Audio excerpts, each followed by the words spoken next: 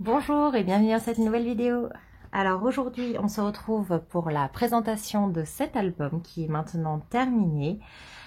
Donc c'est un gros album, vous avez déjà vu la vidéo du premier que j'avais fait qui était en fait le prototype on va dire. Et donc là on a le second qui est la version finale, version Noël. Donc je vous remercie en tout cas d'avoir été patient la semaine dernière par rapport à mon absence. Ça m'a fait du bien d'avoir ce petit temps de repos. Donc là, on va reprendre tranquillement avec la présentation d'album. Et prochainement, vous aurez également du nouveau matériel que je vais vous présenter, que vous connaissez sûrement déjà, mais qui sera une nouveauté pour moi. Donc restez bien connectés et abonnez-vous pour les prochaines vidéos. Donc c'est un album qui a été fait avec la collection Evergreen and Holly de Vicky Boutin. Donc j'avais une collection qui était très complète. Donc je l'ai utilisé, je n'ai utilisé que ça, je crois. Donc au niveau de la couverture, donc elle a un peu de mal à rentrer en entier.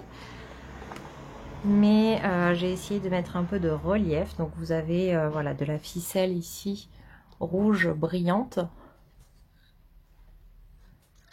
Comme ceci, sur lequel est accroché les gants et un petit tag, comme ceci. Celui-ci, il bouge. Les gants, par contre, sont fixes.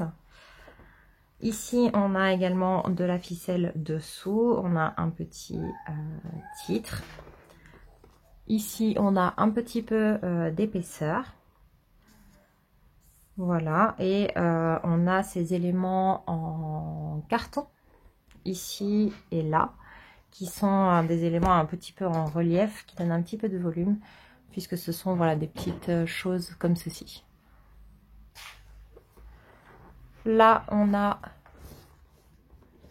la tranche, donc je l'ai laissé très simple et avec juste un rappel de petits nœuds de cadeaux, qui fait partie également des pages de la collection. Il y avait une page en fait avec beaucoup de petits nœuds comme ça de cadeaux que j'ai récupéré. Et à l'arrière, j'ai laissé la page telle quelle puisque je trouvais que c'était suffisant.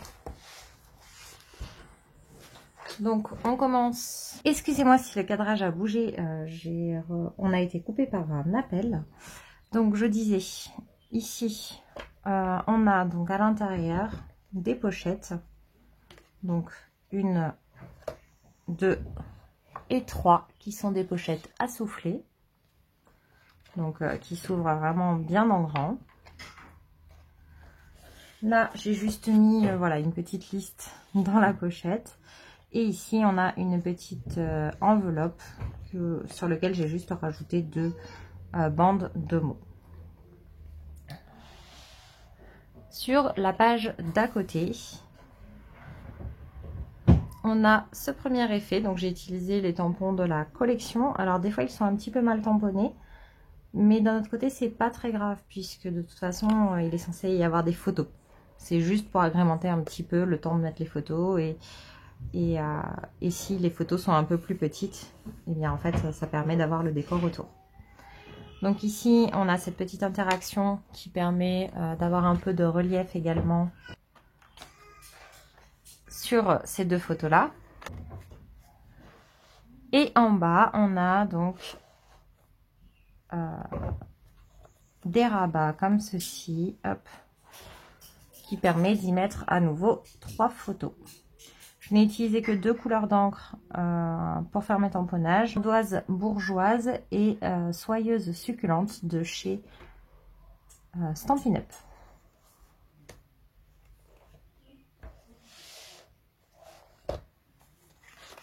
Ici, nous avons toujours des pochettes avec la possibilité d'y mettre des choses hein, dans chaque page.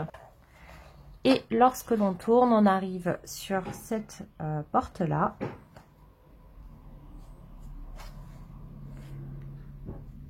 Donc avec un petit décor tout simple. Hop. Et donc on a un petit système de fermeture et les portes s'ouvrent totalement. Donc vous voyez le décor il est continu exprès. Donc là, on a les deux portes qui s'ouvrent, sur lesquelles j'ai également rajouté quelques tamponnages parce que je trouvais que ça s'accordait extrêmement bien avec le papier. Et là, on a une interaction pivotante. Donc pareil, hein, j'ai intégré certains tamponnages de temps en temps dans les papiers. Et donc avec pas mal d'emplacements photos, vous voyez, donc comme ceci. De ce côté, pareil.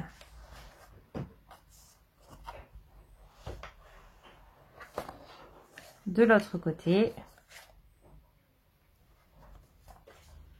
Et également ici, donc d'un côté, hop, et de l'autre.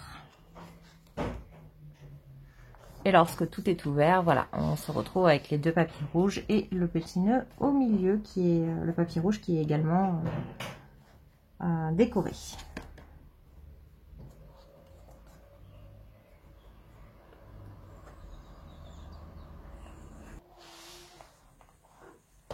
Ensuite, sur la page d'à côté, on a une autre interaction pivotante.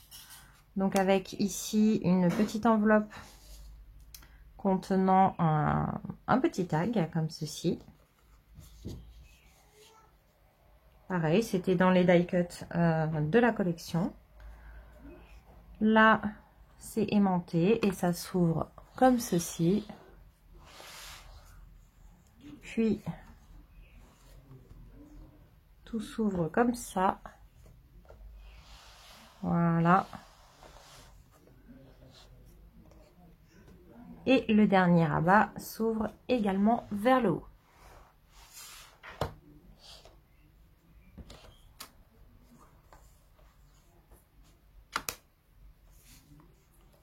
On a toujours la pochette à l'intérieur de la page.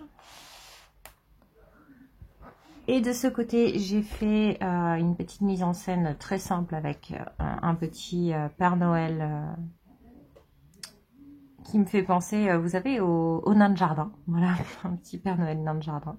Voilà, avec un petit, une petite note importante, ne pas oublier le lait et les cookies. Voilà. Et donc pour ouvrir ces rabats-là, hop, vous voyez, il faut enlever les deux petites flippettes. Et ensuite, on vient ouvrir comme ceci. On a donc les deux rabats à l'intérieur. Et là, on a simplement deux emplacements photos à nouveau. Pour refermer, je repasse simplement le cadre entre le papier et le petit bloc-notes. Hop, comme ceci. Et je remets mes flippettes. Oh, et je vous ai pas dit, mais ça, quand on ouvre les portes, du coup, c'est une pochette. Donc on peut y mettre ce qu'on veut à l'intérieur également. Sachant qu'elle a un petit peu d'épaisseur quand même. Vous voyez. De l'autre côté, on a plein de cadeaux en sapin et jouets dans la neige. Comme ceci. Donc là, c'est pareil, c'est aimanté. J'avais envie de mettre des aimants dans cet album. Et ici, je suis restée très très simple. Et nous avons donc un passant en haut. Une pochette à ce niveau-là. Et une pochette dans l'autre sens, ici. Voilà. On a toujours la pochette de ce côté. Ensuite, de ce côté, on a à nouveau une interaction pivotante. Donc pareil, petite mise en scène, papier déco et tamponnage. La petite flippette pour fermer l'interaction. Et donc là, on l'ouvre dans ce sens. Hop. Comme ceci. Puis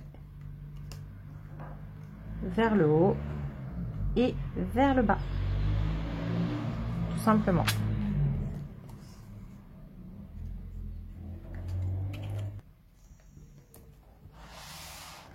De l'autre côté, on a ce joli papier qui me semblait se suffire à lui-même. C'est le même que à l'arrière de l'album. Et là, on a donc des emplacements photos, comme ceci, très simplement. Et le vert derrière. Juste pour casser un petit peu le rouge qui était déjà présent. Ensuite, ici, on a à nouveau une page aimantée qui s'ouvre comme ça. Et là, on a 2 mini pochettes. Donc là, je suis restée très simple. J'ai juste mis quelques flocons de neige. Et ici, on a le reste de la page.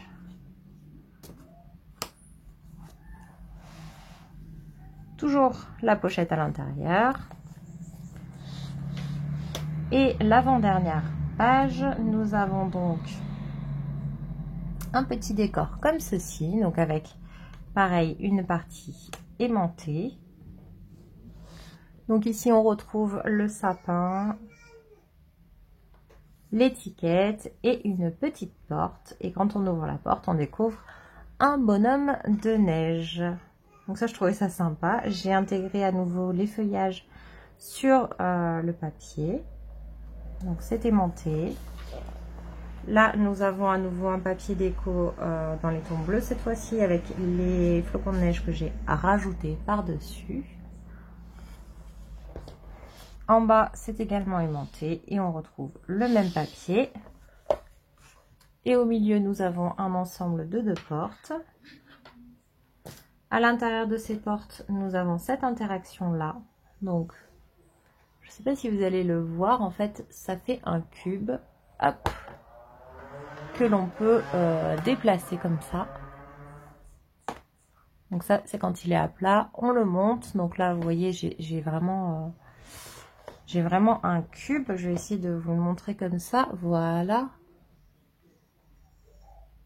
Hop. Et une fois qu'il est en haut, on peut le basculer comme ceci. Donc c'est super sympa, je trouve. Là, je suis restée très simple en dessous du cube.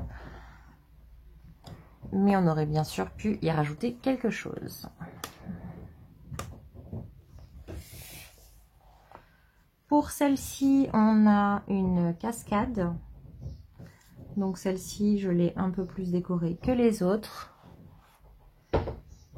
Et là, on a simplement les différents emplacements.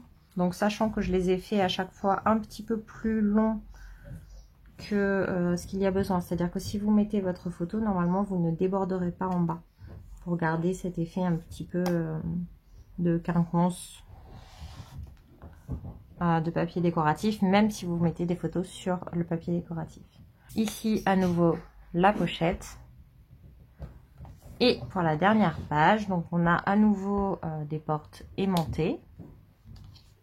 C'est très simple. Donc ça s'ouvre comme ceci, d'un côté et de l'autre. Ici, on a encore le même principe de petite enveloppe duquel sort un petit tag.